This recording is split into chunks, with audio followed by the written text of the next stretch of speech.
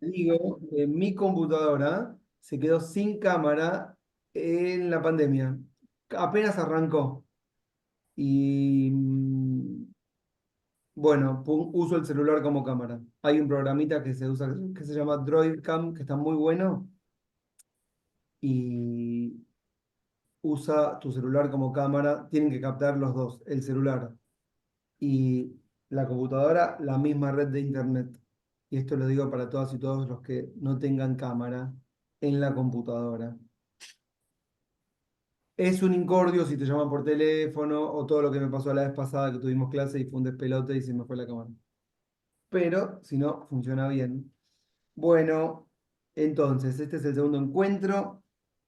El anterior fue un poco, bueno, salió como salió. Pero la idea era trabajar dentro del maremoto de textos este, que se llama, no sé si les pasa a ustedes o soy solo yo, tengo la sensación de que cada sensación en mi cuerpo puede ser un mosquito. Entonces, cada vez que siento una brisa, algo, será un mosquito, no es, pero estoy con esto en la cabeza como, listo. ¿Les pasa? Para mí me pasa, cada brisita digo, ah, un mosquito. Y aparte el temor de que el mosquito del dengue, ¿no es cierto? No. Bueno, Claro, yo creo que la paranoia se genera por eso, por el miedo a que te contagies. lógico. No, además cada uno que, todos ya tienen un amigo que tuvo dengue, es como el COVID, ¿se acuerdan? Ya todos tuvimos un amigo con COVID, si alguien no tuvo dengue o COVID. Y terrible, te deja hecho percha. Bueno, listo. Em, Este era las masas y las lanzas, revolución y contrarrevolución en Argentina.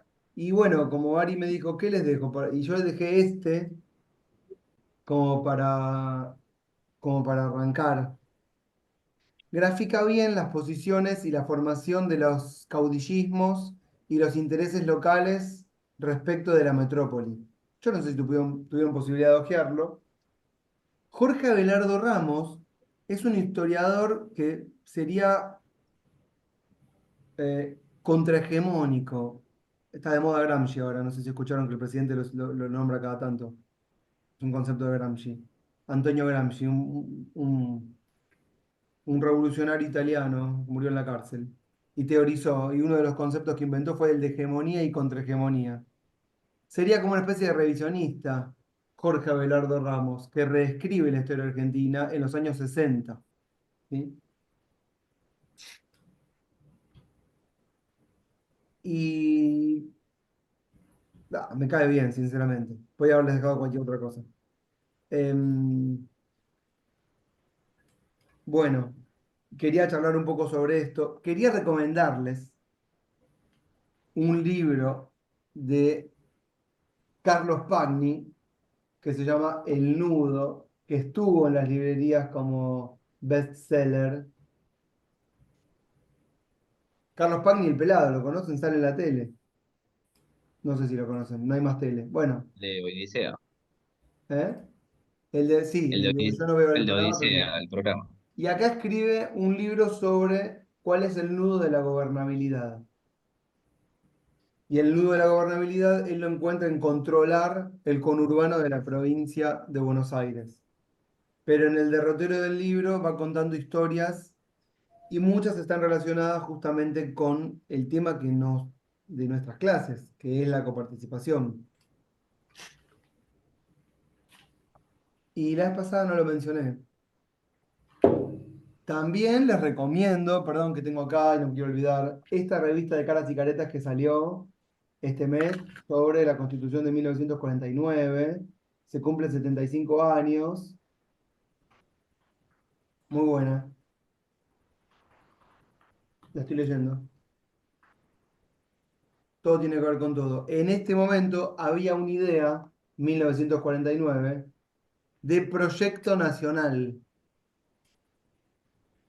Y la coparticipación, la forma de distribuir los impuestos o la riqueza y la forma de recaudar y repartirla en todo el territorio de la nación tiene que ver con la existencia de fondo de un proyecto nacional de país. Y en realidad, cuando sabemos que, la vez pasada lo dijimos, que no hay una solución para la coparticipación y la solución claramente es política, como todos los problemas, y de decisiones, lo que está de fondo, esperando que se resuelva, es la decisión de qué proyecto de país, o si es un proyecto de provincias independientes. ¿Siguen este razonamiento? ¿Esto cuándo empezó? ¿Cuándo empezó este problema? Este problema empezó en el origen de la Argentina. Nosotros, como país, no tenemos una... La historia argentina se empieza a escribir en 1880, ¿correcto? O sea que todo lo que hacemos de la historia... Un mosquito. Ah, casi lo mato. Todo lo que hacemos, todo lo que sabemos de nuestra historia, del revisionismo de nuestra historia en sí, es a partir de 1880 en adelante que empezamos a mirar para atrás. Antes se estaba escribiendo, se seguirá reescribiendo, ¿correcto? No hay verdades sobre esto. Pero es cierto que ahí empezaría alguna historia porque es el momento de la independencia de España en el que nos enfrenta a nosotros, a los diferentes intereses existentes en el territorio. Y antes no tuvimos este problema, porque sencillamente no existíamos como proyecto hacia futuro. Eh, el texto de Abelardo Ramos empieza contando eso, lo que primero que les dejé, ustedes dirán, pero ¿por qué se va tan atrás con la historia de la coparticipación? Bueno, porque es el origen de la Argentina no resuelto. Por eso es que fuimos tan atrás y hay que empezar de tan atrás.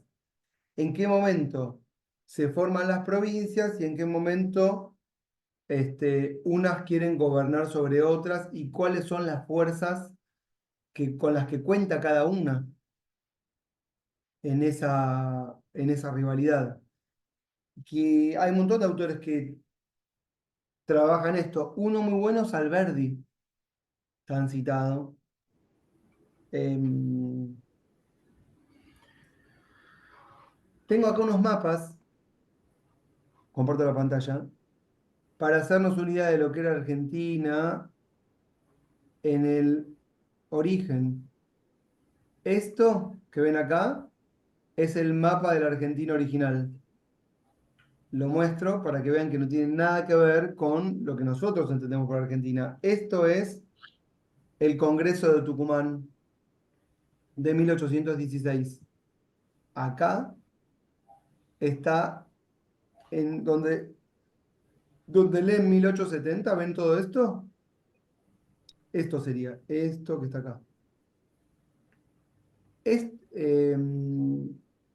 todo esto es el Chaco, se conquista después. Y todo esto es de las campañas al desierto. Y todo lo que está en 1881 para abajo son territorios nacionales. O sea que lo que es Argentina, las provincias, las 10 15 que formaron la Argentina, están acá, ¿correcto? Acá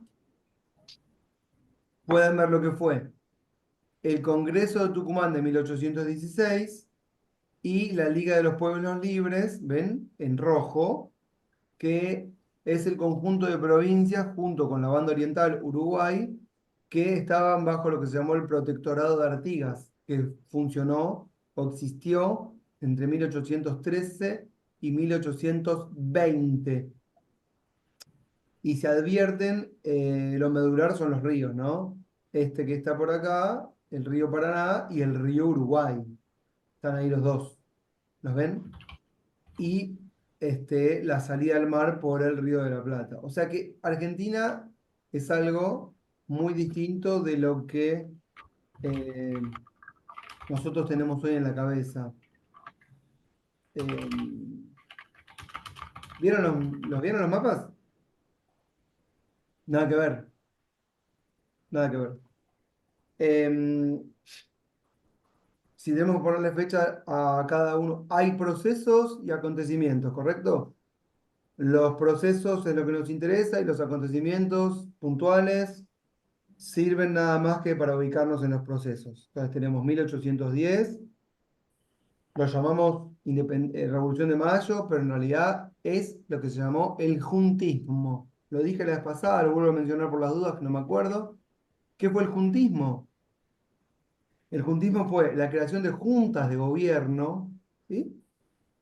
Para pedir la vuelta de Fernando VII al trono, ¿correcto? Porque estaba encarcelado por parte de Napoleón.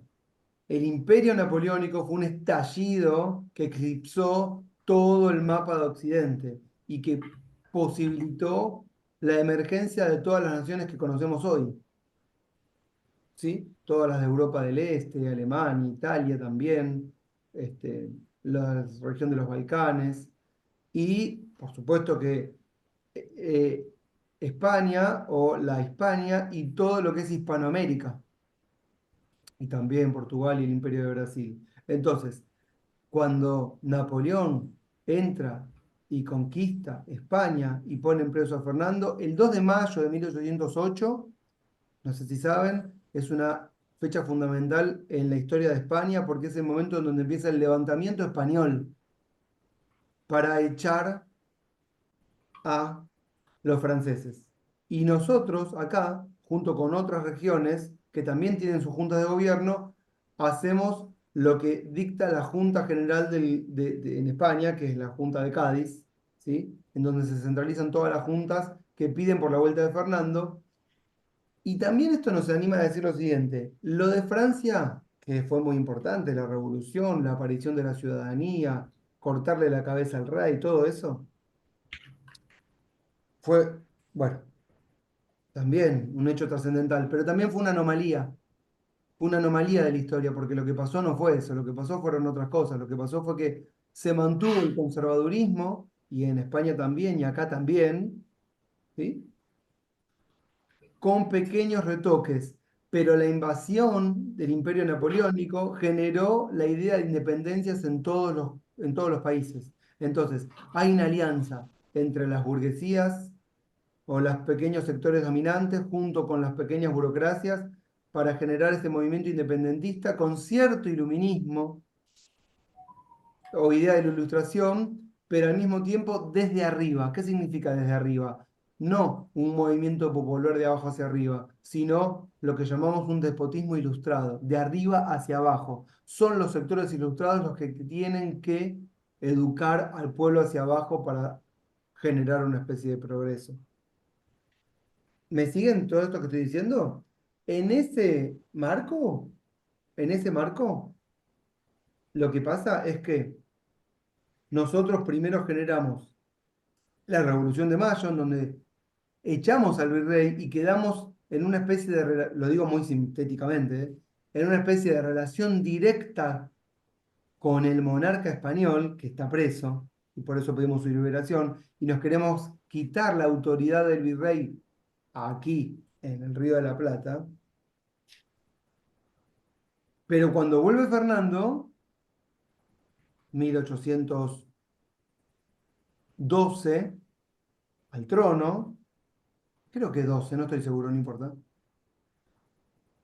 no estoy seguro, No, creo que es en 1814. 14, y 1812 es la Constitución de Cádiz, que fue una constitución liberal, que fue lo más liberal de Mm. España. Los mataron a todos en el 22. Bueno, no importa eso. En el, cuando Fernando, sí, 1814. 1814, perdón, vuelve al trono, no es lo que nosotros esperábamos de Fernando, o acá empezaron a emerger otras ideas. Alberdi lo dice claramente, lo tienen en el texto de Jorge Abelardo Ramos. No sé qué páginas les dejé, sinceramente no sé. Pero Alberdi dice algo así como que Buenos Aires tomó el rol de Madrid y todas las provincias de la Argentina quedaron sometidas al poder de la metrópoli, que controla la aduana, el puerto, el flujo comercial, ¿sí? Las rentas. Y entonces, sobre ese eje se va a construir o su eje, digamos, ideológico, si quieren, se va a construir la historia de la Argentina. El control del puerto por parte de Buenos Aires, por donde pasa todo el flujo comercial de mercancías, ¿sí? En un interés que claramente es geopolítico, y no tenemos que nunca olvidarnos de que somos un país que se integra al mundo en un concierto de naciones donde nosotros no somos el país imperialista ni tampoco dominante, y estamos siempre a merced de otras potencias. Claramente acá Inglaterra es fundamental, ¿correcto? Nunca tenemos que olvidarnos que siempre los conflictos nacionales tienen un trasfondo geopolítico que motiva intereses y alianzas locales. Y Alberdi, ¿dónde corno lo dice? No sé. Esperen que creo que en la página 51, ¿me esperan? No, mentira, 51 no. Me marqué muchas cosas para leer, pero no quiero leer sin guiarlo. No sé dónde lo dice. Bueno, pero lo dice así. Buenos Aires tomó el control de Madrid y entonces gobierna a las provincias que empiezan a manifestar su rivalidad y sobre ese eje va a aparecer lo que llamamos el federalismo, ¿correcto?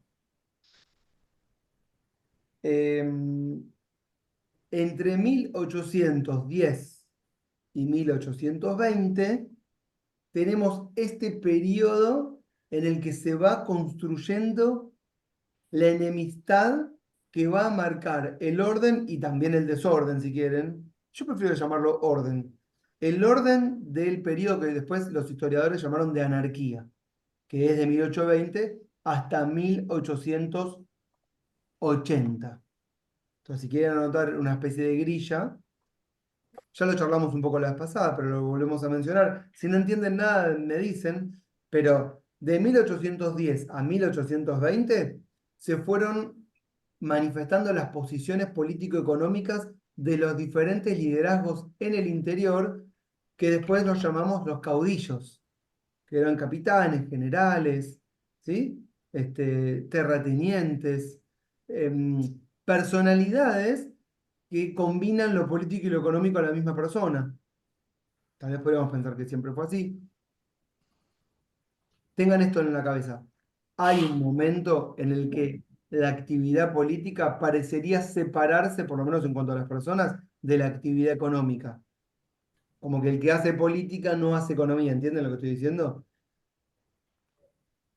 Coincide, no coincide, hay un juego constante, tal vez deberíamos no escindirlo para hacer un análisis más claro de la situación, pero ciertamente en el siglo XIX lo económico y los caudillos coinciden en las mismas personas, ¿correcto? El mismo terrateniente es el que tiene un ejército, que tiene esclavos y que controla el órgano político local de una intendencia que después va a ser una provincia. Las provincias finalmente son las antiguas intendencias del Virreinato del Río de la Plata. Esos son las provincias. Las provincias se construyen en torno a sus capitales que son antiguas intendencias, creadas cuando España en 1776, para mantener el control del territorio, decide crear el virreinato del Río de la Plata, separándolo del de Perú, Lima. ¿Mm? Sí, no voy a mostrar ahora el mapa, pero en el camino que va de Lima a Buenos Aires, pasando por todas las capitales, se va dibujando toda la historia de las guerras y las luchas por la independencia. ¿Sí? Pasando por Bolivia, Jujuy, Salta, Tucumán, Córdoba, llegando hasta el Río de la Plata. ¿Correcto? Que está bueno para hacer como una especie de viaje turístico histórico, que estoy esperando que alguien me ofrezca el tour. Está bueno. Otro se podría hacer en el camino de la ruta 9 y la 8, perdón. Bueno. ¿Qué pasó entre 1810 y 1820? En acontecimientos. La Revolución de Mayo de 1810, la Asamblea del año 13, ¿sí? que tiene por misión fundamental redactar una constitución, algo totalmente imposible, pero es una especie de primer poder constituyente en la Argentina, que dicta algunas leyes fundamentales. Todos conocen la ley la de la libertad de vientres, que es que aquellos que nazcan hijos de esclavos no serán esclavos, ¿sí? Eh, pero va sentando los cimientos de lo que va a ser después la Constitución argentina, ¿no es cierto? En cuanto a los títulos de nobleza que no van a existir más, o la igualdad ante la ley. Este, en 1810 la primera junta, 1811 la Junta Grande para licuar el poder de Moreno, en 1812 el primer triunvirato, 1814 la Vuelta de Fernando, 1815 la Liga de los Pueblos Libres, 1816 la Independencia en Tucumán. Ahí es el mapa que les mostré antes, bien, dos sectores bien separados. Ahora mencionamos las provincias que están allí. En 1817 hay un primer reglamento. En el 19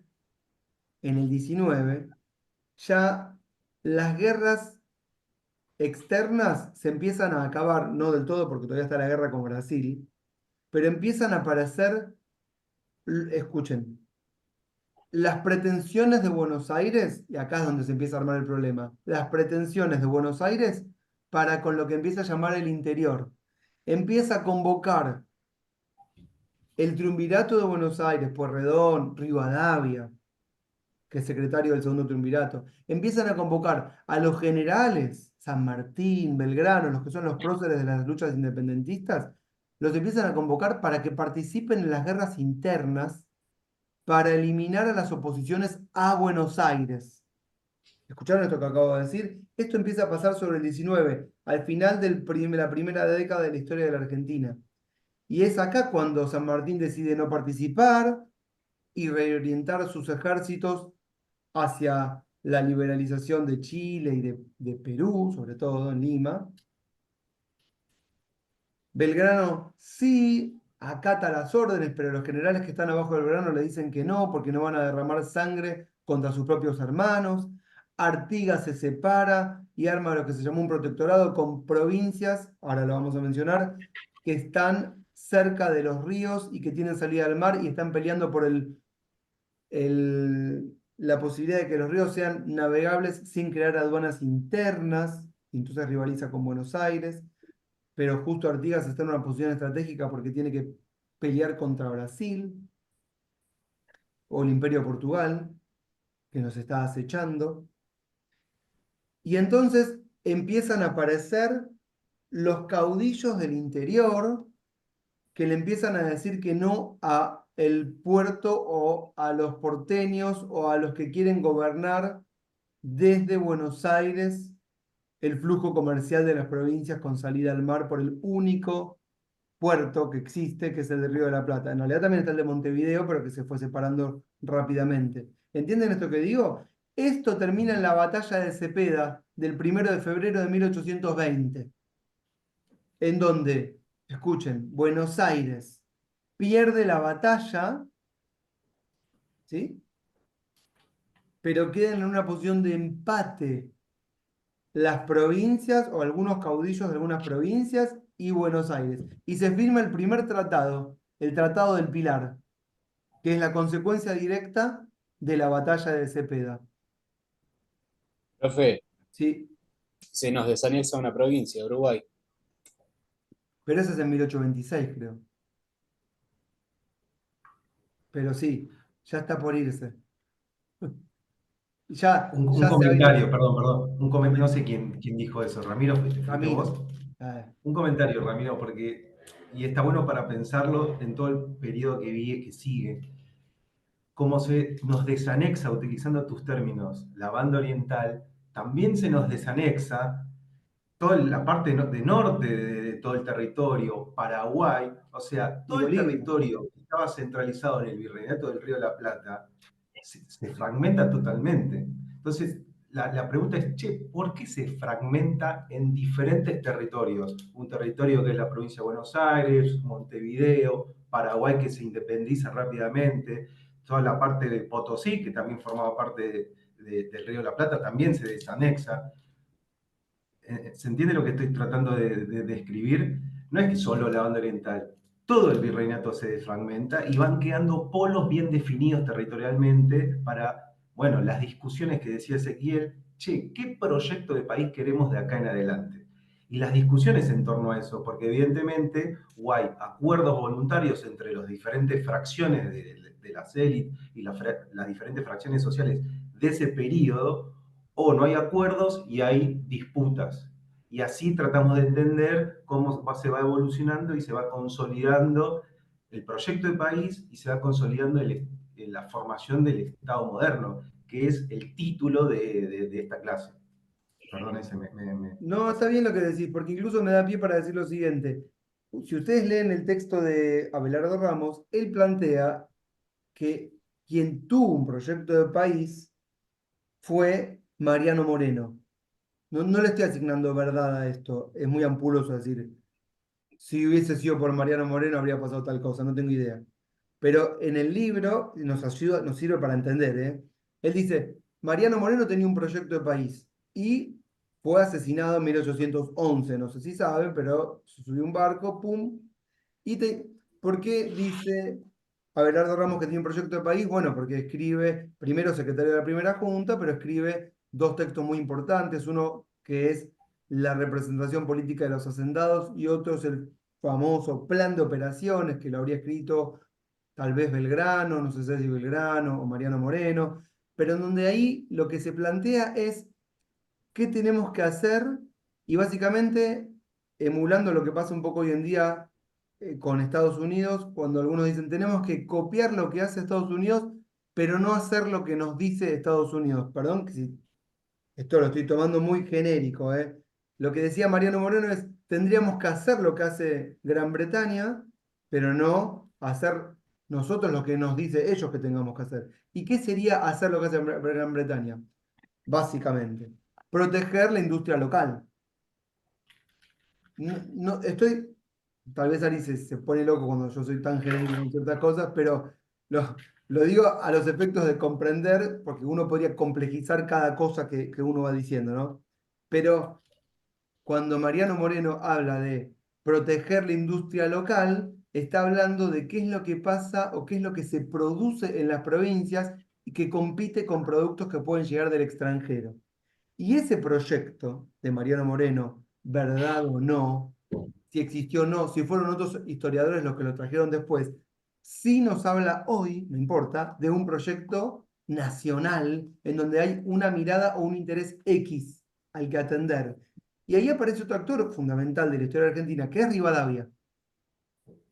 Que Rivadavia tiene un proyecto totalmente distinto. Primero desde lo religioso, muy importante. Rivadavia es no sé, no sé qué es, pero sería protestante. Y acá éramos católicos. Y la religión es un símbolo de la nacionalidad en esa época. Entonces, las ideas de Rivadavia, que eran modernas en algún sentido, se oponían también y fuertemente a las tradiciones que venían de las otras partes de las provincias argentinas, ¿correcto? Que están mucho más apegadas a lo que es la Inquisición, el catolicismo, el Santo Oficio, ¿sí? Y todo lo que llamamos delito que está asociado a pecado. Y Alberdi es toda una nueva, perdón, Alberdi, Rivadavia es toda una nueva inspiración que trae el componente religioso protestante y también el espíritu librecambista y también la modernización que creemos que llega desde Inglaterra. Porque si queremos ser modernos como Inglaterra, también queremos tener los mismos productos que tiene Inglaterra, consumir las mismas cosas y hablar de los mismos temas e ilustrarnos de la misma forma. Entonces, el proyecto de Rivadavia se contrapone mucho contra el proyecto de Mariano Moreno. No es que no sea un proyecto de país el de Rivadavia, pero es totalmente distinto, ¿sí? Y está mucho más centralizado en Buenos Aires y el control del puerto en Buenos Aires y la renta en Buenos Aires respecto de todo el flujo de mercancías que llega al interior. Pero la política de Rivadavia empieza a perjudicar a las producciones locales del interior. ¿Entienden lo que acabo de decir? Esto es muy importante. Y sin quererlo, los caudillos del interior empiezan a advertir que sus economías se deterioran con una política de Buenos Aires que los perjudica. ¿Entendés? Y entonces ahí se empieza como a configurar el mapa de la problemática del siglo XIX, que sigue vigente. Hasta ahí me entendieron esto que acabo de decir. Todo esto está en el texto. Si me permiten, les leo unas cositas, ¿puedo? Que es del propio texto que les dejé. Yo no sé si ustedes lo tienen ahí en sus compus o donde corno estén. Eh, no sé qué texto tienen, no quiero entrar porque lo mío es en la página 29. Pero no sé si les dejé este u otra edición. Bueno, si quieren lo buscan. Si alguien está ahí me hace de apuntador espectacular. Eh, pero no puedo usar el celular. Porque si yo uso el celular para mandarles la foto de lo que estoy leyendo, pierdo la cámara, ¿entienden? Esa es la cagada de tener el celular separado de la cámara. Así que no sé quién fue que no tenía cero en el trabajo con la compu. Mejor cómprense una computadora con cámara. Bueno, dice Abelardo Ramos respecto de la caída de Mariano Moreno, que muere en 1811. ¿Sí? Dice. Si alguien sabe qué página estoy, lo diga, prende el micrófono y hable. Al caer Moreno, comienza la crisis monetaria. Profe, perdón, ¿qué página dijo que estaba? 29 en la 29, página. pero no estoy seguro si es 29 de mi texto o del de ustedes cuál. ¿Vieron? Hay un punto que se llama la pandilla del barranco. Justo el párrafo anterior. Es la página 4 del PDF, por los dudas. Ahí va. Gracias. Página 4 del PDF. ¿Sí? ¿Sigo ahora? Al caer Moreno comienza la crisis monetaria. El gobierno de Buenos Aires, presionado por los ingleses y los comerciantes, autoriza en 1811 la libre exportación de oro y de plata amonedados. Esta medida no solo descapitaliza al país, sino que eleva los precios de los artículos de consumo. Esto no era lo importante es lo que subrayé ahora. Ya en el primer triunvirato, cuyo inspirador es su secretario Rivadavia, heredero político del saavedrismo, se permitirá el ingreso al país del carbón europeo, siempre es un tema de energía, fíjense, se rebajarán los derechos aduaneros para los tejidos extranjeros y se abrirán las puertas de la aduana a numerosos artículos que entraban en competencia ruinosa con los productos de nuestras industrias territoriales. ¿Siguen este razonamiento? Los comerciantes extranjeros eran, a su vez, igualados en derecho con los comerciantes criollos. Los criollos eran una clase, un sector político muy específico, que eran los que se aseguraban digamos, los criollos eran los que se aseguraban en los negocios por el monopolio con el comercio, con el virreinato del Río con España, ¿correcto? Durante el control del virreinato. Era un negocio monopólico. Se sancionaba de este modo la preeminencia del capital comercial ingres sobre Buenos Aires y del poder económico del puerto sobre el interior. Y esto es lo que empieza a generar discordancias con las intendencias que después son las provincias. ¿Entienden esto que estoy diciendo? Entonces, esto es en el origen de la nación argentina. Si siguen un poco más, perdón que lea, pero a veces la lectura después la hacen solos, pero si no me entienden me dicen. Hay un párrafo que dice, si van bajando, la aduana ya daba varios millones de pesos en concepto de pagos de derechos, debe ser 4 o 5 párrafos más abajo. Dígame si lo ven. Y, y otro más abajo que dice, pero mientras la política librecambista enriquecía a Buenos Aires, arruinaba el interior del país. ¿Lo tienen ese? Leo S. Escuchen. Acá empiezan a aparecer las provincias por primera vez. Pero mientras la política librecambista, que es la del puerto de Buenos Aires y la entrada libre de productos que perjudican al interior, enriquecía a Buenos Aires, arruinaba el interior del país. Entre tanto, se abría un abismo entre la capital y las provincias.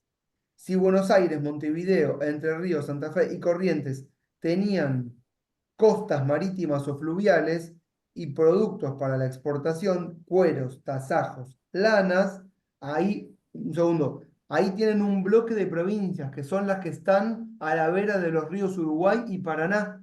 Por eso se da tanto problema ahí, que le mostré en el mapa, en la Liga de los Pueblos Libres, que es el protectorado de Artigas. Eso es medular para la historia argentina. El control de los ríos. Piensen esto, lo digo siempre, pero como dice Mirta Legrand, el público se renueva. El país no se puede transitar si no es por los ríos. Entonces piensen que los ríos son fundamentales. Ustedes hoy tal vez no lo piensan, pero sin los ríos no podemos llegar a ningún lado, ¿entienden? No hay ni aviones, ni rutas, ni nada. Es todo un pantano como el pantano de Shrek. Y si alguien se aventura a dar un paso, puede morir porque se va a encontrar con alguna bestia y los van a matar.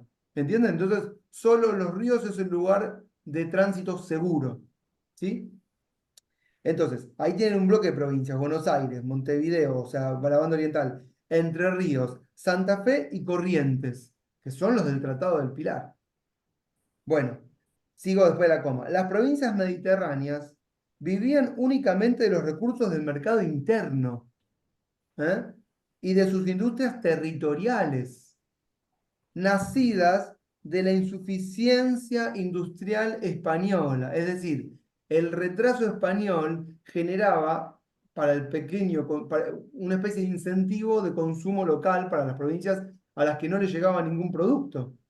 Entonces, de esa insuficiencia del comercio con España monopólico en los que no le llegaba nada, se creaba riqueza local, que nunca había podido abastecer a las colonias americanas. Como el monopolio virreinal cerraba el paso a los productos ingleses competitivos, las industrias argentinas del interior florecieron. ¿Está claro, no? Grandes sectores de nuestra población autóctona reposaban en esa producción industrial incipiente. Y acá están los productos, que siempre está bueno cargar esto de contenido. Los vinos, aguardientes, frutas secas de Cuyo. ¿Quién no fue a San Pedro y se comió unas pasitas de uva, una naranjita? Vayan, está bueno. Los tejidos cordobeses, los minerales, algodones y ganados de Catamarca. Catamarca está de moda, ahora en turismo pueden ir. Y La Rioja, que va a crear su propia moneda, esto ya lo vamos a hablar. Los halcones, suelas y tejidos salteños constituían el fundamento económico del todo el territorio de todo el interior argentino.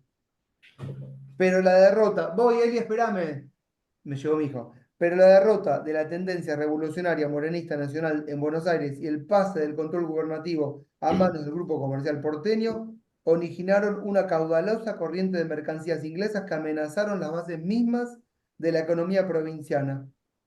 ¿Leyeron este párrafo? Es medular. Esperen que tengo que abrir la puerta. Espérenme un segundo. Ya bueno. Piensen lo que acabo de decir.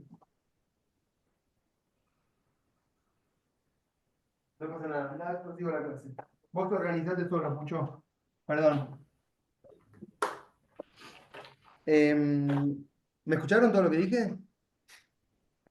¿Están entendiendo? No, no me mientan, ¿eh? Bien. Bien. Para Ari, yo sé que estoy con la hora, porque íbamos a dividir en dos. Pero escucha, No, Ari, no es ya fundamental nos todo conocemos, esto. chicos. ¿Eh? Ya nos conocemos.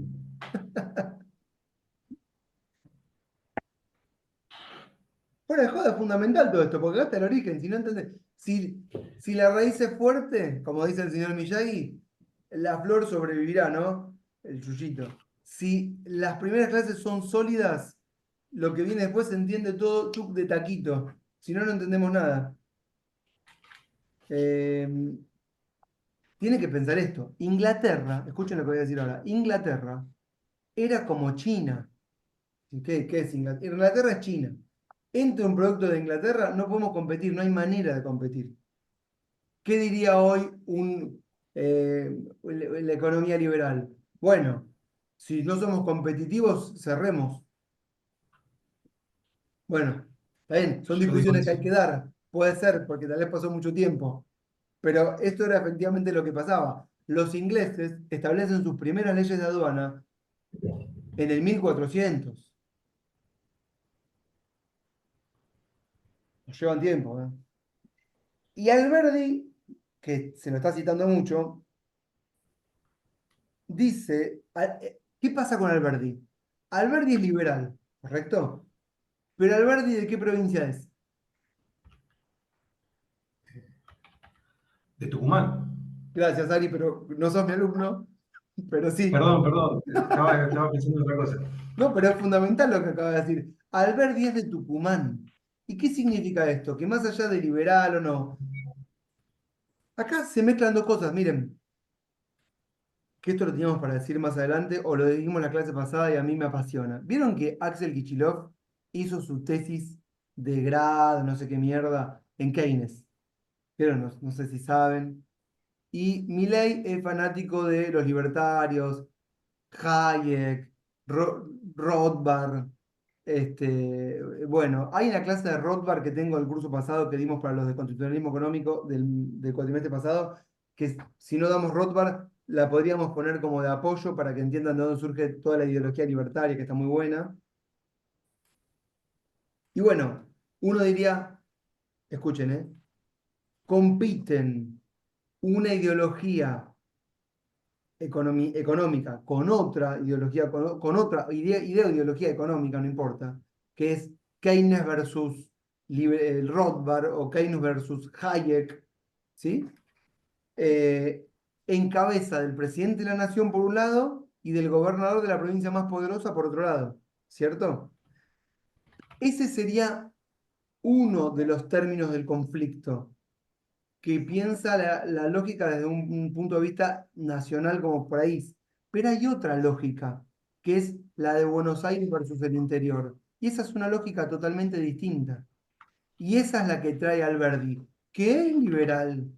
¿Por qué es liberal? Porque le gustan las ideas liberales como cualquiera le pueden llegar a gustar en el siglo XIX, porque las ideas liberales eran las ideas del progreso. ¿Quién no es liberal? Porque si no eras de las ideas del progreso, eras monárquico, absolutista, católico y de una tradición que es del pasado. Entonces, todos vamos a coincidir en ese liberalismo. Pero Alberti es mucho más que eso. Alberti tiene una mirada que no es porteñocentrista.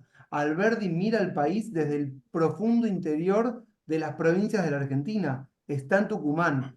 Y entonces, más allá del liberalismo, lo que Alberdi le revienta es el porteñocentrismo de Buenos Aires.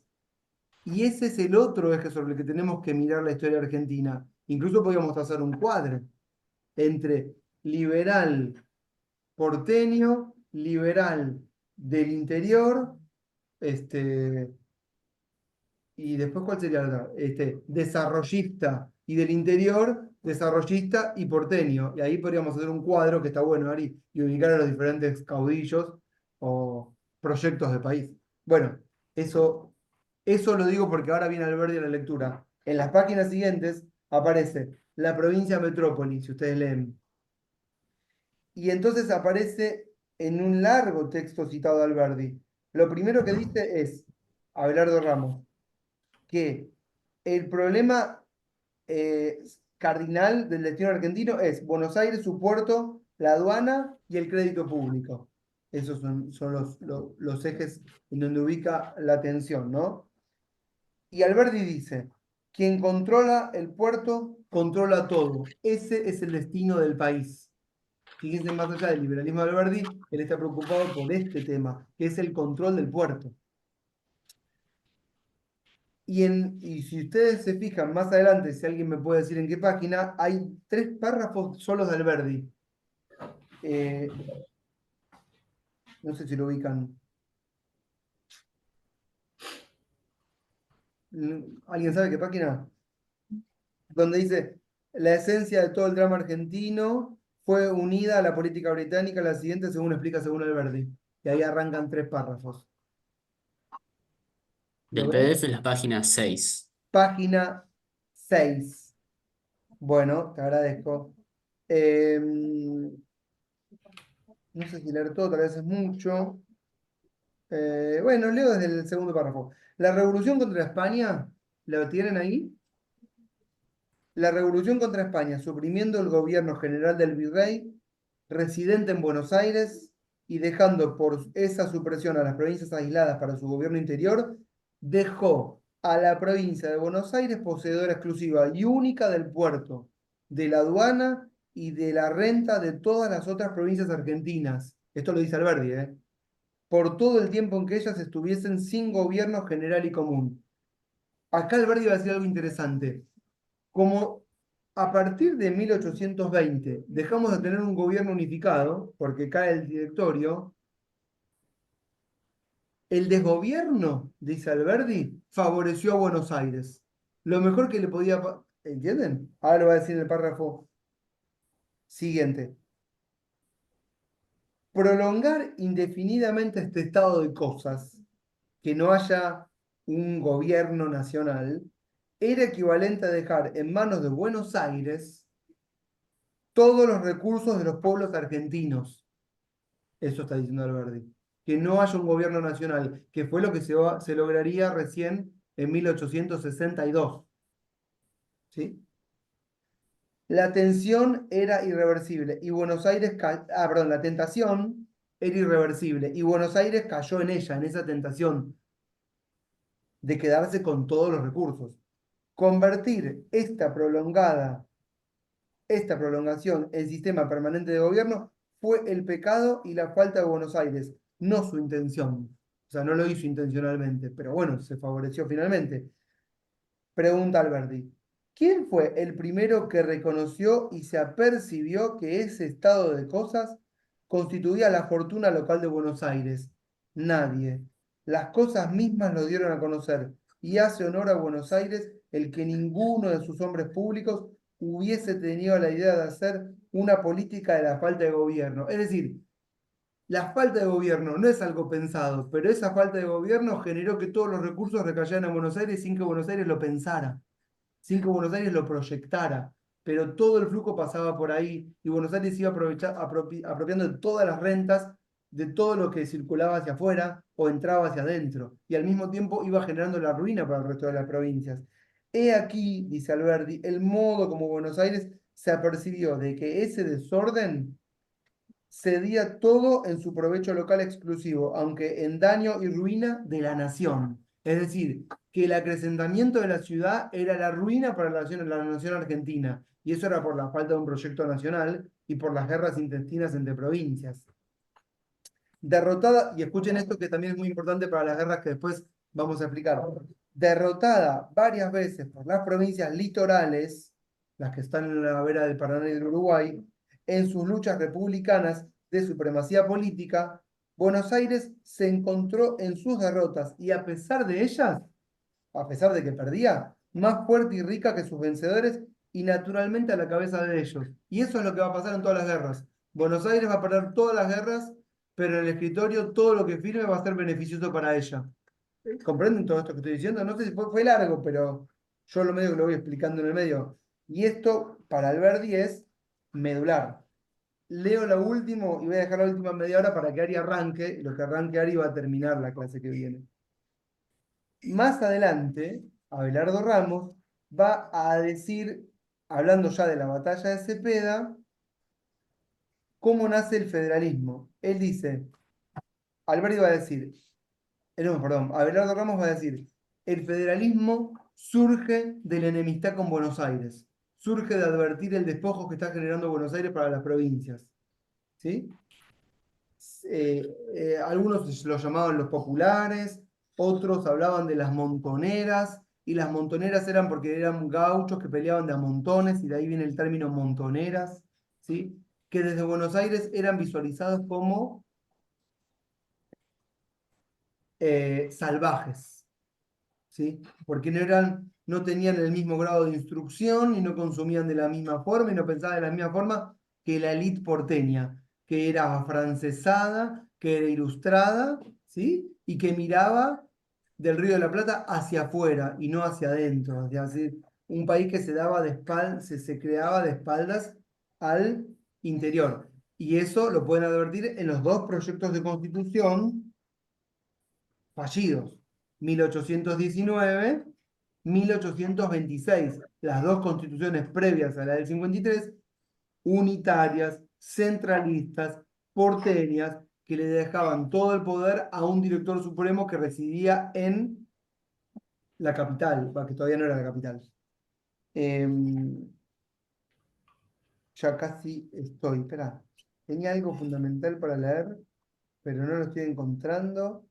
Ya termino, Ari. Hay muchísimas cosas para decir.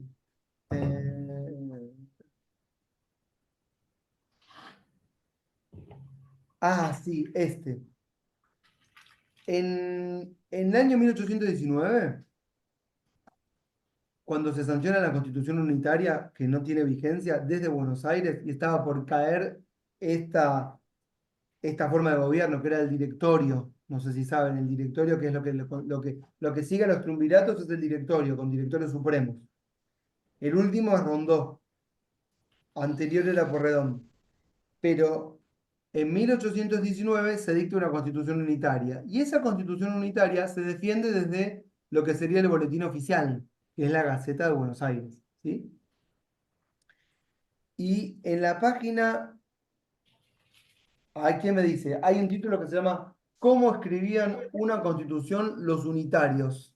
¿Me pueden decir en qué página está? Yo sé que Ramiro me lo va a decir, gran apuntador.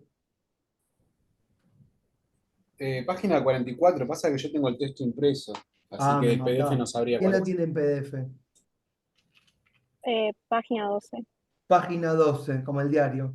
¿Cómo escribían una constitución los unitarios? Y ahí, más abajo, eh, o sobre, no sé, más abajo, ¿dónde? Dice, la Gaceta de Buenos Aires, lo tiene en este párrafo, expresaba editorialmente el 15 de diciembre de 1819 la voluntad de la provincia de Metrópoli de conservar el viejo privilegio real, que viene de España.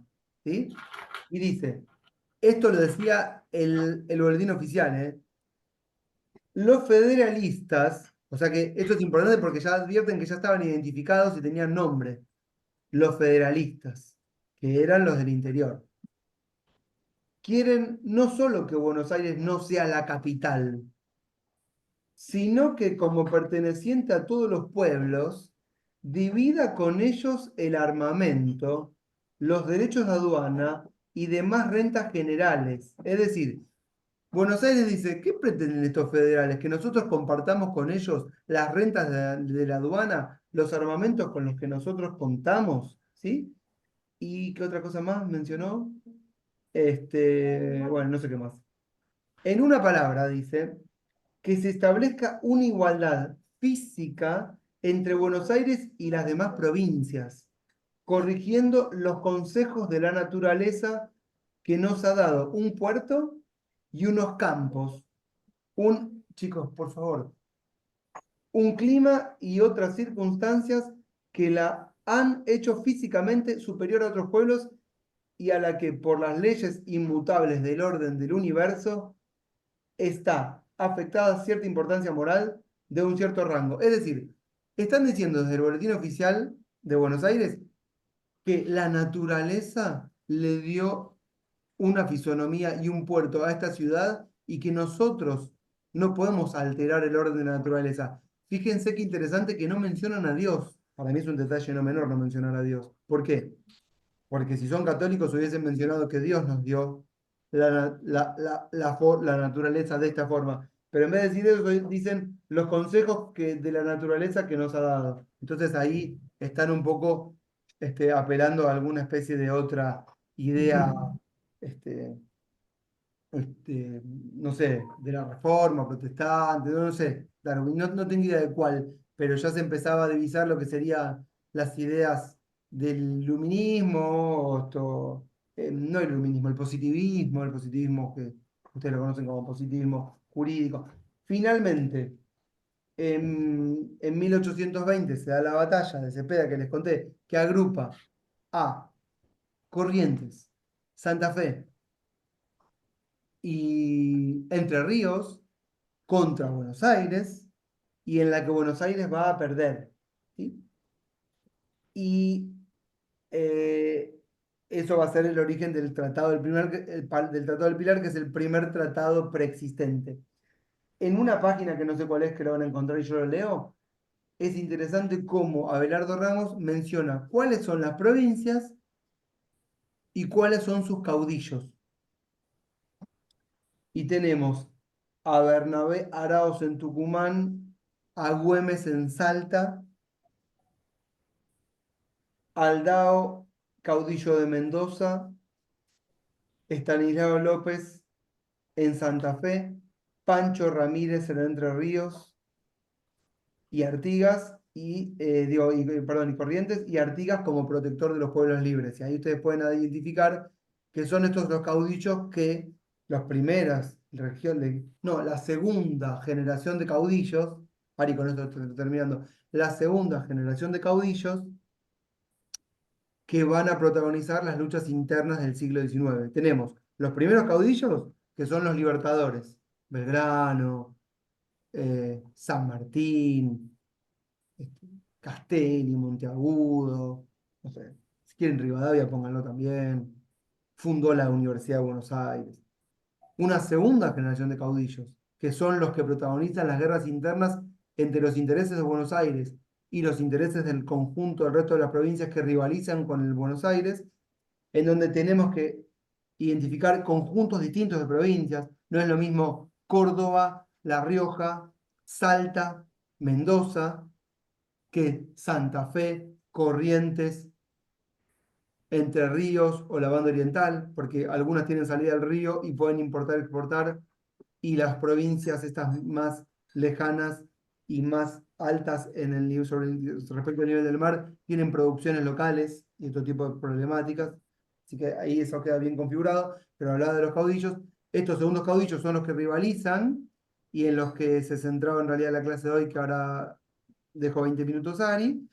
Y finalmente una tercera generación de caudillos que vamos a ver ya la otra clase, que son los caudillos que van a ser derrotados por un gobierno ya nacional después de la Constitución de 1853 y el establecimiento de un gobierno federal fuerte desde Buenos Aires con un ejército profesional, un mercado consolidado, una moneda. ¿Está bien? ¿Se entendió hasta acá todo esto? Yo, Ari tenía para ver hoy, ¿desde cuándo hasta cuándo, Ari? Desde 1850 hasta 1935. Ay, entre 1820 y 1850. Quedó ahí un vacío que pensé que ibas a hablar de Rosa de 1837. Pero si querés, podemos Ah, bueno, cerrar ese periodo y yo decir algo en 20 minutos es imposible. voy yo menciono Imposible. Rosenstein. Bien. No, no, pero quiero decir algo igual. Yo quiero decir Sí, algo. sí. Dame 15 minutos, 10 minutos para Igual decir te dejo algo. estos 15 minutos, de repente la vez que viene hablas de Rosas, bueno, no, si arranco no corto, deja. Sí. No, cómo vincular todo lo que dijo Ezequiel para un puente para lo que me tocaba a mí. Pero tomo la idea de es preferible ir lento y construir las bases bien sólidas. Entonces yo me quedé pensando, ¿alguien se pregunta por qué arrancamos con el desarrollo histórico si el título de esta clase es coparticipación? Pasame para compartir ese. Tengo algunas frases Sí, tengo sí, un power para compartir. sí, sí, voy. Recuerden, si miren el WordPress, yo el fin de semana le subí bastante bibliografía, la bibliografía de la clase de hoy, y Ya también está le ahí. subí, ya puedo compartir, bueno, Sí, sí, sí, ya está. también le subí, después de el PDF que usamos para el Congreso, le subí dos textos que son muy largos, que no era para esta clase, sino a lo largo de la cursada, que es el texto de Breve Historia de la Coparticipación CEPA y el Sistema Argentino de la Coparticipación Impositiva de Garat. ¿Sí? Esos son textos de referencia a lo largo de la cursada. ¿De qué se tratan? Bueno, el tema central de esto es qué es la coparticipación. Y estaría buenísimo que a partir de esta clase y todas las que siguen, ustedes en la cabeza conceptualmente, los conceptos sirven para por lo menos estar ubicados temporalmente qué es lo que estamos hablando. Sepan qué es la coparticipación, bien esquemático, bien general, pero sepan qué es la coparticipación. Si no lo saben, lo digo ahora, lo anotan en los apuntes, bien general. El mecanismo para redistribuir lo que se recauda entre el Estado federal y las provincias. En nuestro caso, dentro del sistema federal, como forma de gobierno, artículo 1 de la Constitución. Bien general. De eso estamos hablando ahora. Nosotros no creemos que ya decir que hay un problema con la coparticipación implica tener una posición política acerca de por qué consideramos que es un problema hoy en día la coparticipación, que lo tenemos, simplemente lo estamos blanqueando. Definir que hoy en día la coparticipación es tal problema que se la describo como el laberinto de la coparticipación. Desde nuestro punto de vista, la pregunta por ese laberinto de la coparticipación, la pregunta sobre, che, ¿por qué es un problema la coparticipación? Es la reflexión acerca de el origen de qué proyecto de país construimos a lo largo de los años. Un enfoque, una mirada podría decir, bueno, desde el federalismo fiscal utilizamos estas variables y pensamos, las provincias tienen gastos, tienen ingresos provinciales, bueno, no hay una correspondencia fiscal entre lo que se gasta, lo que se recauda, eso es un problema. Pero nosotros creemos que la respuesta tiene que venir desde una mirada interdisciplinaria, en la que tenga en cuenta estas variables económicas, desde esta mirada federalista fiscal, también miradas institucionales, y a partir de la clase de hoy y las que vienen, más o menos tendrían que saber qué dice la Constitución acerca de la coparticipación. Anoten, artículo 75, inciso 1, 2, 3. Algo dice la Constitución sobre eso. Ahí tenemos nuestra pata institucional. Pero también una mirada histórica, uniendo todas esas miradas, institucional, económica, historia, nosotros queremos dar un análisis, un planteo acerca de por qué es un problema la coparticipación.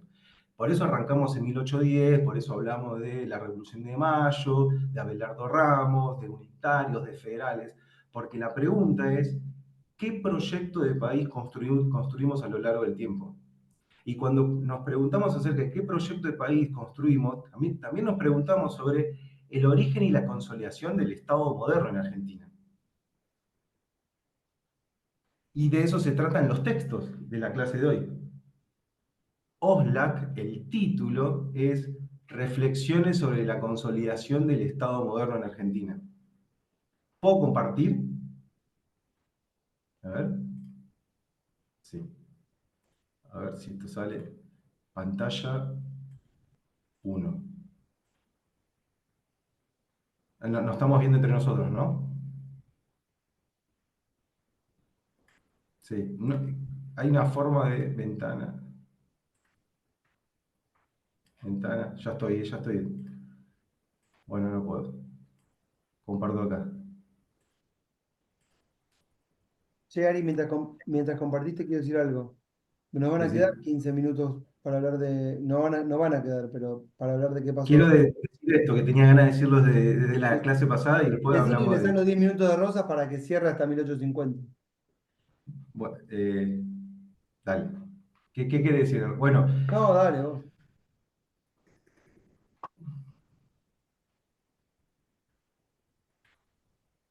¿están viendo el power acá?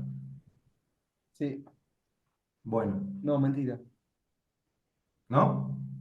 Y Tendrían que todavía estar no, viendo un yo veo power. todo, yo veo todo blanco.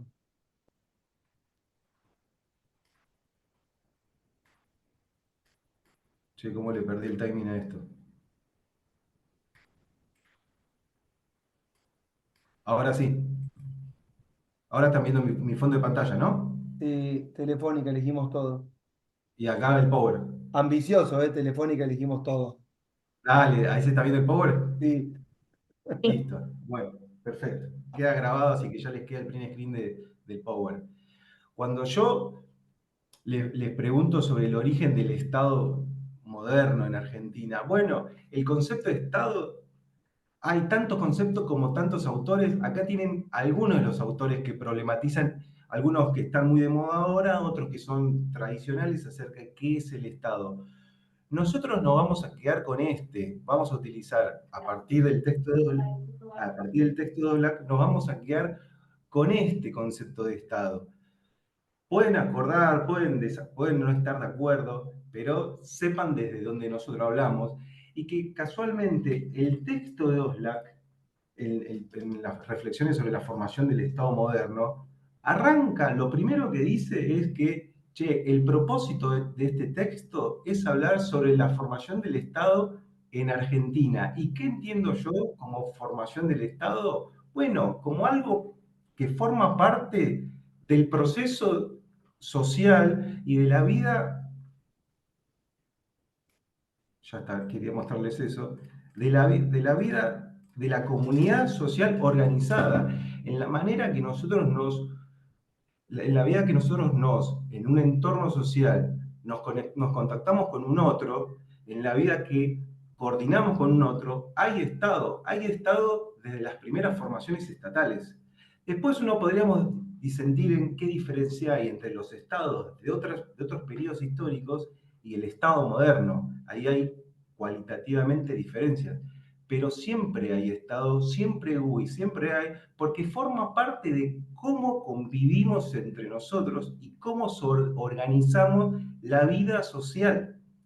Entonces, en esa forma de convivir entre nosotros, constituimos o formamos parte del proceso social de formación del Estado y acordamos, ¿sí? Y en ese desarrollo, en ese porvenir, es que construimos y se va consolidando el Estado Nacional. El texto de Oxlack es la pregunta de, ¿y qué intereses, qué protagonistas intervienen en esa consolidación y desarrollo del Estado Nacional? ¿Se entiende la pregunta? ¿De qué depende la consolidación del Estado Nacional? ¿Qué fracciones interactúan?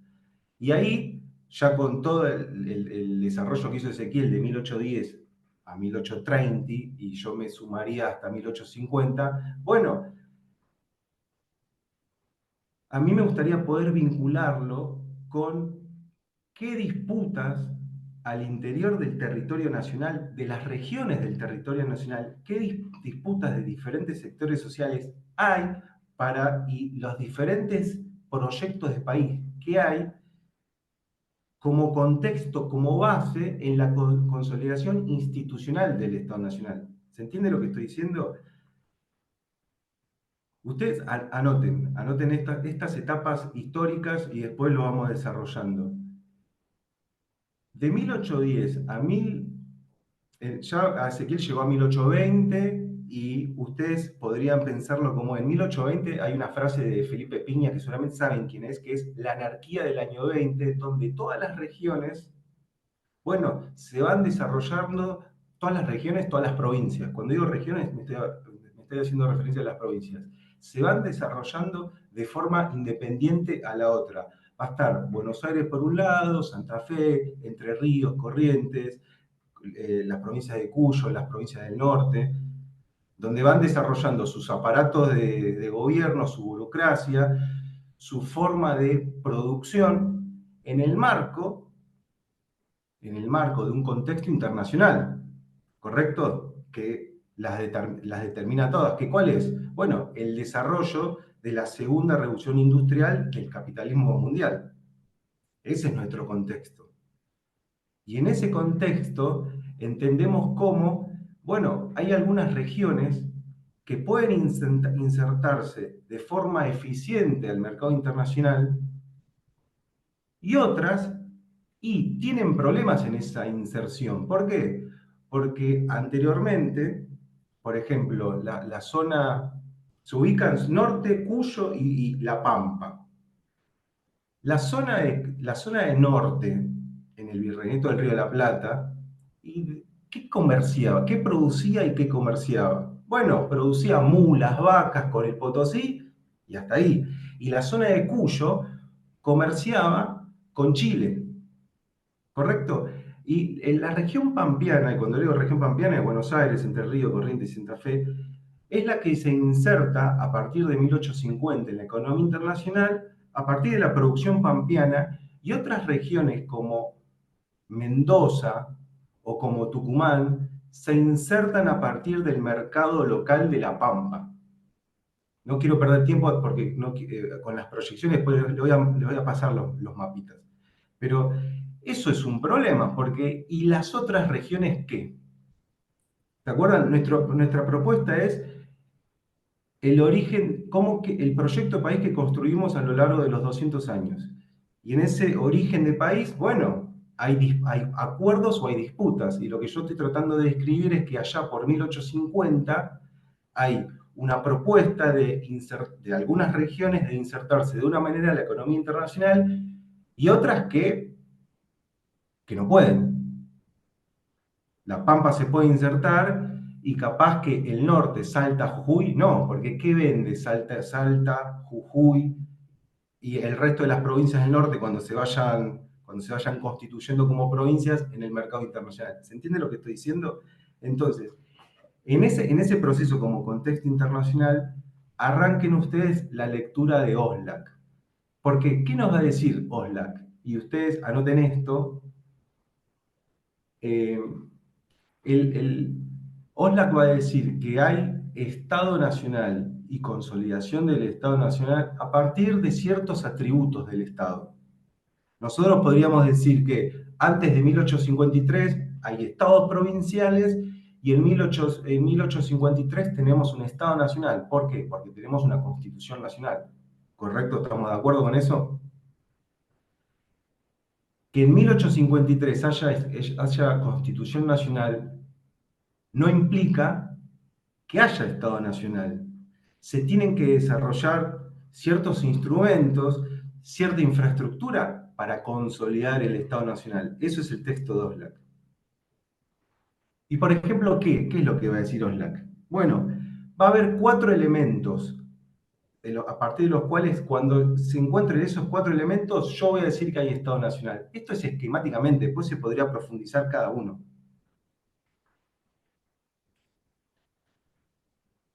El primer elemento es la capacidad de externalizar el poder.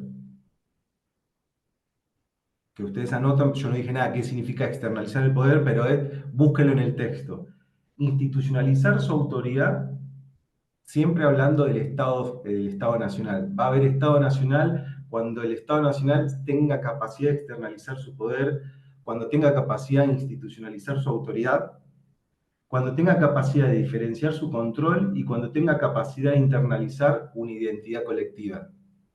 Cuando existan estos elementos, hay Estado Nacional.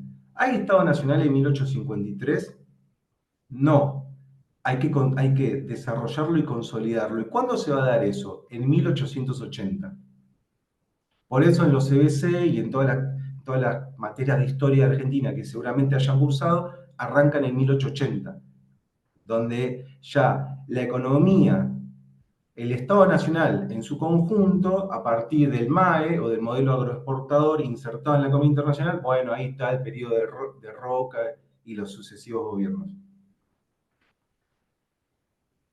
Lo que queremos plantear con el texto de Oslak es, bueno, está bien, estas son las categorías que plantea Oslak. Ahora, concretamente, ¿qué es lo que pasa para que se puedan dar estas categorías? Cuando yo digo que el Estado Nacional pueda institucionalizar su autoridad, ¿a qué me estoy refiriendo? Bueno, búsquenlo, pero en la definición de Weber, no sé si saben quién es Weber, en la definición de Estado, habla de que hay Estado cuando hay un monopolio para sí legítimo de la violencia física. Cuando exista el monopolio de la violencia por parte del Estado Nacional, es que hay Estado Nacional. Si el Estado Nacional no puede reclamar para sí el monopolio de la violencia física, tenemos un problema. Y recién Ezequiel hablaba de la segunda generación de caudillos. De 1853 a 1880, bueno, el Estado Nacional, a partir del artículo 6 de la Constitución Nacional, creo que en el PDF, en el Power que les había preparado, que no les presenté nada, tenía las 53 intervenciones federales que hay del 53 al 80. intervenciones federales. ¿Para qué? Bueno, en esta idea de si hay acuerdos o hay disputas entre qué proyecto de país queremos, o nos ponemos de acuerdo o de un lado se impone sobre el otro. Y es con la violencia y con la Constitución, artículo 6 en la mano, legitimando esa violencia. ¿Se entiende lo que estoy diciendo?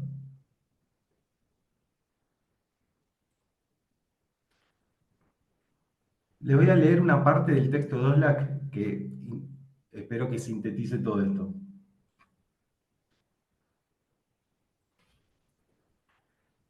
El surgimiento del Estado Nacional es el resultado, escuchen, de un proceso de lucha por la redefinición del marco institucional, que yo agrego, es una lucha por la definición de qué proyecto de país queremos, y cuando digo de qué proyecto de país queremos es cómo se insertan las regiones en el mercado mundial, en la economía internacional,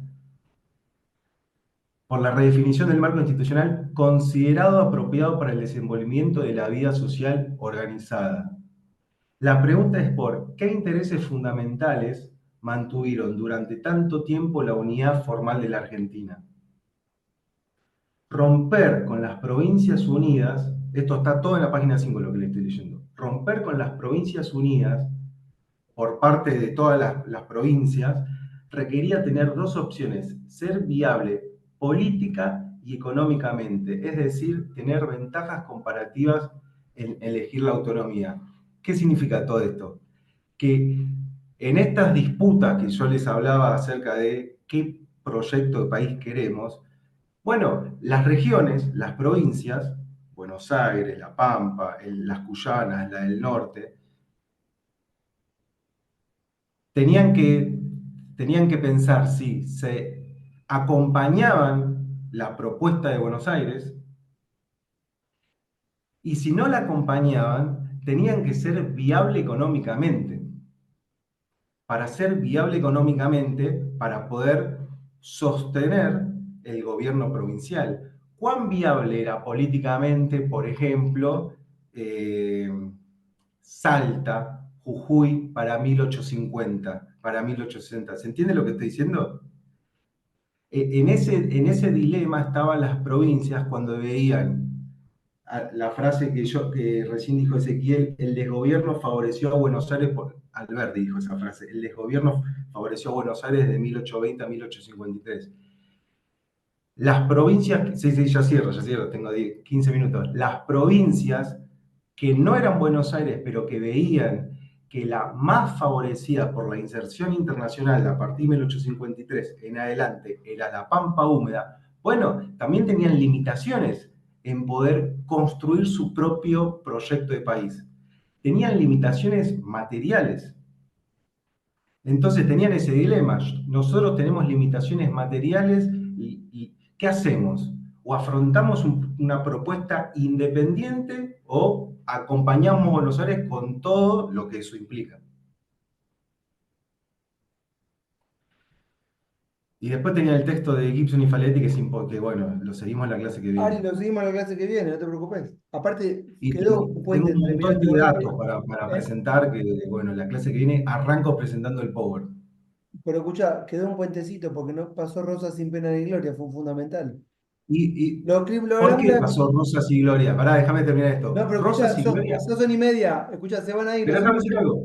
Vale. 1830, pongan esto, 1837, para este de proyecto de país, en 1837 hay un debate, anoten esto y si tienen ganas googleenlo, debate de Ferré y Rosas y Patrón, o Praxón, hay una X, ¿sí? ¿Por qué es importante ese debate? Porque en 1837, miren la fecha, se da un debate entre, ¿cómo nos insertamos en la economía internacional? ¿Por un libre cambio o protegiendo las industrias nacientes? En 1837. Y ese debate sigue a lo largo del siglo XIX, pero finalmente, en términos ideológicos nunca se cierra ese debate, pero en términos materiales eso sí se cierra, y se cierra en 1880. Y nosotros lo que tratamos de plantearle es, bueno, ¿qué implica que se haya cerrado esa discusión y se haya consolidado el Estado Nacional? Que después, 200 años siguiente nosotros nos estamos planteando sobre, che, ¿esto es viable? ¿Por qué hay problemas con la coparticipación? ¿Son viables algunas provincias? ¿Qué problemas tenemos?